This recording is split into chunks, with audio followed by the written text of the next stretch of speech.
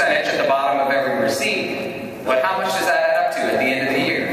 It's a little bit harder to figure that out than when you have an income tax where, for better or worse, you're doing a return and writing a check and you can see exactly how much you're paying.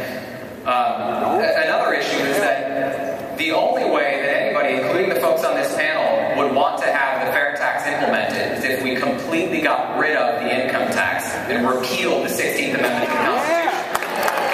Now, that's a goal that every one of us supports, but the bottom line is that that's going to require 2/3 of Congress to support and 38 state legislatures to ratify. We just had the House of Representatives pass $61 billion worth of spending cuts, right? It's a small start. It's about 1.5 cents of every dollar that we're overspending this year alone. Better than nothing, but 1.5 cents is out of a dollar. It's not all the way there. And yet, the Senate, as it stands today, isn't even going to pass $60 billion in cuts because they think that's too much.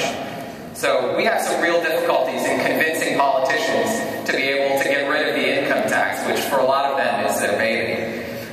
The other thing I would say is that the fair tax is as susceptible as any system to manipulations. And you can see it right now that if we were to pass it, you're going to have folks who sell medical services or who sell food saying, you know what, I think that ours ought to be off the table when it comes to sales taxes.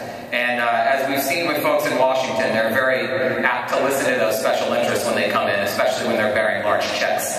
So at the end of the day, all of us agree that a consumption tax is something that we want to get to. The question is, can we get there? And I say that a flat tax in some situations is much easier to get to because it doesn't require a constitutional amendment or an onerous 2/3 requirement in Congress. It uses an established and familiar infrastructure that all of us know.